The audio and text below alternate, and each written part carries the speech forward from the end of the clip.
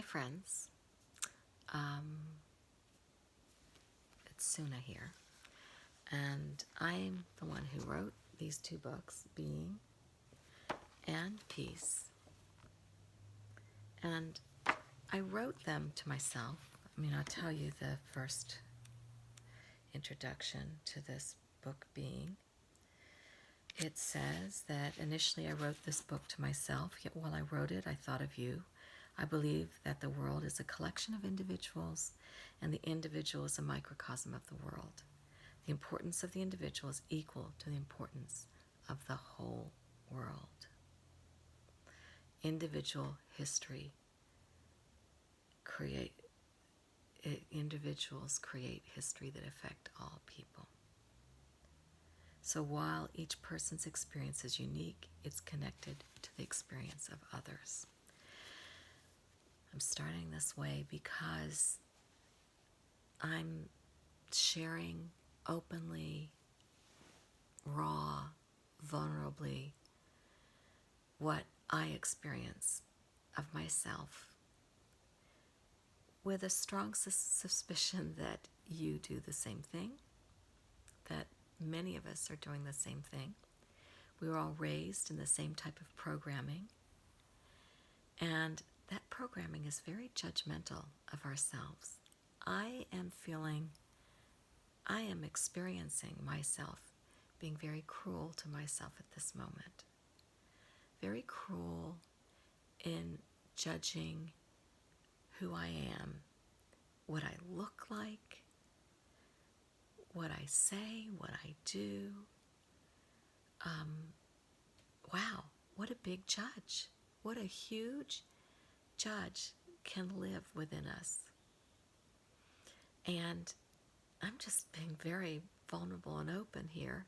It's not what we want to show to one another. We try to show one another, how smart we are, how good we are, how beautiful we are, how, even all those adverbs, all those descriptions, they have a shadow of the opposite, If I'm not showing how smart I am, maybe people are going to see how stupid I am, Maybe if I don't show, my beauty, then people are going to see how ugly I am, right?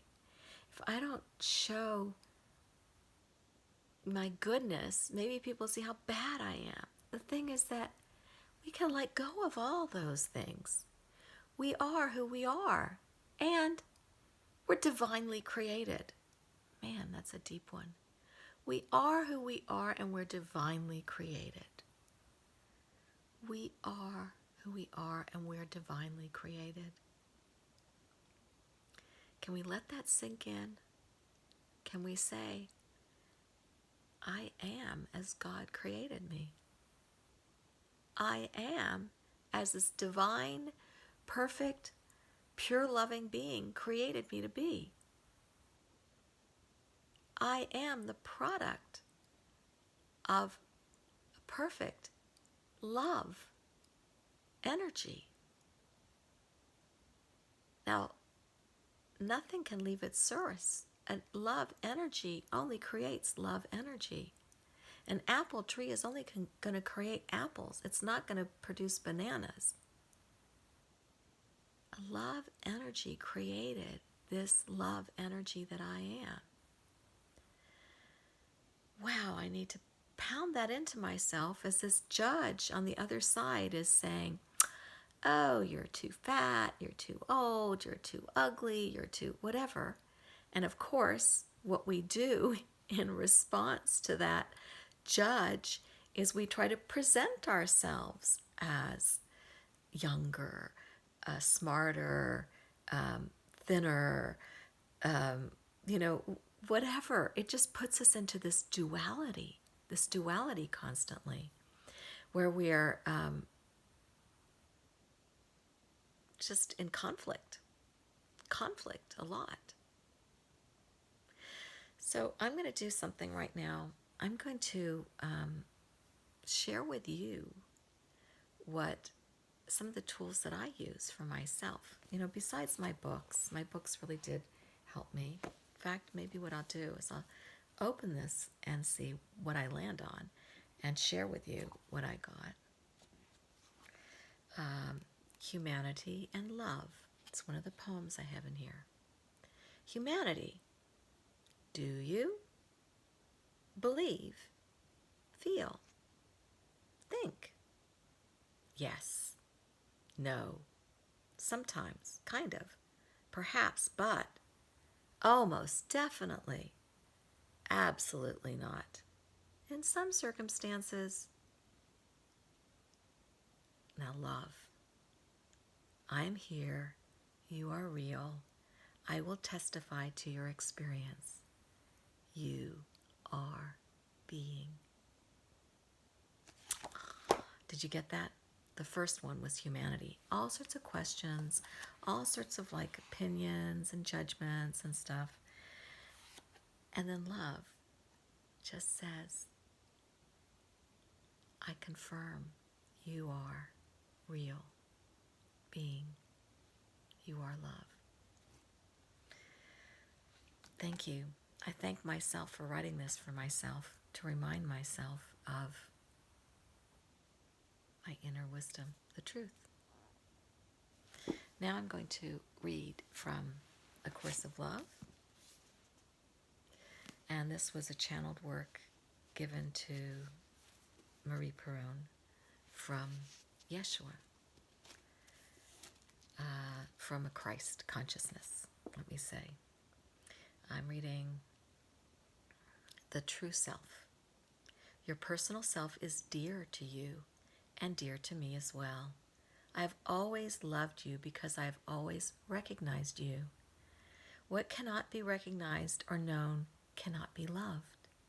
While your ego has not been lovable, you have always been. Here is where you need realize that the personal self that is dear to you is not your ego self and never has been. So he's basically saying that judge that's in you is not really you. You are loving. All of your personal characteristics are nothing more than a persona that has served the ego faithfully. All of your traits have been chosen either in accordance with the ego's desire or in opposition to them.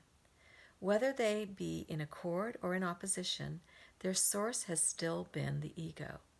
These traits, whether you see them as good or bad or somewhere in between, are what you have seen as making you lovable or unlovable. Yet you have also often made them challenges to love, saying in effect to those who love you, love me in spite of these traits. They are not lovable, and then I will know your love is true. You make the same statement to yourself as well, seemingly called to continuously challenge your own lovability. As much as you fear disappointment for yourself, and let this fear keep you from much you would desire, you fear as much or more your ability to disappoint others or to let them down. Some of you carefully constructed your lives to leave as little room as possible for disappointment to affect it or others you hold dear. Some of you have seemed to do the opposite, despite your best intentions, calling disappointment to yourself and being constantly under the pull of having disappointed others. Still others have always found their lives to be beyond their efforts at control and long ago gave up trying. Most of you fall somewhere in between, living a life full of good intentions and effort and being surprised neither by what seems to work nor what seems to fail. It is yourself who, more often than not, you blamed for all your misfortune. You would have liked to be strong and capable and hated your own weakness. You would have liked to be even-tempered and hated the moods that seemed to come over you without cause. You did not understand when illness or depression stood in the way of your desires or the plans of others and let such circumstances fill you with self-loathing. You thus created a society that reflected the hatred of the self and that functioned on finding blame for every misfortune. Your illness became the result of behaviors ranging from smoking to too little exercise. Your accidents caused lawsuits where blame would be rightly placed. Your depression was blamed on the past. Even your successes were often blamed to be at the expense of another, or to have come in spite of failings most severe. While society would seem to have done so much to cause your unhappiness, and while you have in turn blamed it as much as it blamed you, you never blamed anything quite as much as you blamed yourself. This is the vengeful self we eliminate now. You have, in truth, replaced judgment with forgiveness, but you have not yet fully forgiven yourself. This statement may sound incongruous, for how could you have replaced judgment with forgiveness and not forgiven yourself? What this means is that you have replaced judgment with forgiveness as a belief. You have put this belief into practice in each instant where you have seen it to be needed. What this means is that you continue to fail to recognize you need to replace judgment with forgiveness when it comes to yourself. You have not yet realized how much you still consider unlovable about yourself. This does not mean that you are not lovable, only that you have not yet fully recognized your true self. Until you fully recognize yourself, you cannot fully love yourself. Until you fully love, you do not love in truth. Both God and love are found in relationship where the truth becomes known to you. When the truth becomes known to you, you know God, for you know love. Beliefs, and especially the changed beliefs we have worked together to integrate into your thought system, are only a first step, a step towards holy relationship. These new beliefs of your new thought system must be wholehearted. They cannot be beliefs that exist only in your mind, a new philosophy to be applied to your life. They must exist in your heart. And how can they exist in the heart of an unlovable self? You cannot think your way to the new life that calls to you. You can only get there by being who you are in truth. I've always loved you, for I've always recognized you. While your recognition of yourself has come a long way through your learning of this course, yourself is still seen in a stumbling block. You might think that you are able to live in some ideal community away from all that has brought you to where you are now. You might be able to put the beliefs of this course into practice.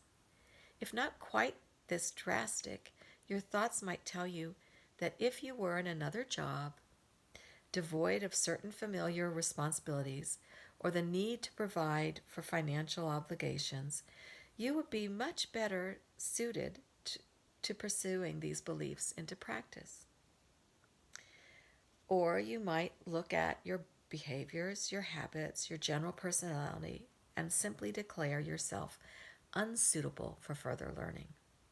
Whether you think such thoughts consciously or not, there is a part of you that still believes you are not good enough to be the good self you believe this course calls you to be.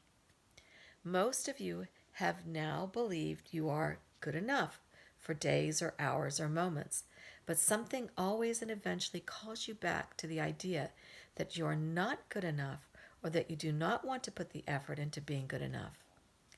Like a person who believes she has a weight problem and knows a diet would be good for her, the diet is often rejected because failure is deemed a certainty.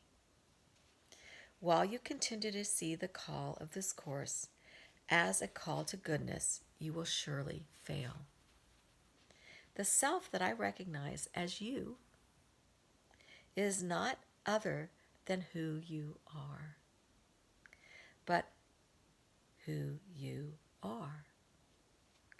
All that was ever other than who you are was the ego. The ego is gone. The ego was simply your idea of who you were. The idea was a complex set of judgments of good and bad, right and wrong, worthy and unworthy, a list as endless as it was worthless. Realize now the worthlessness of this idea and let it go. And this was a Course of Love lesson that I really needed to hear. I don't know about you. You are as God created you. You're perfect.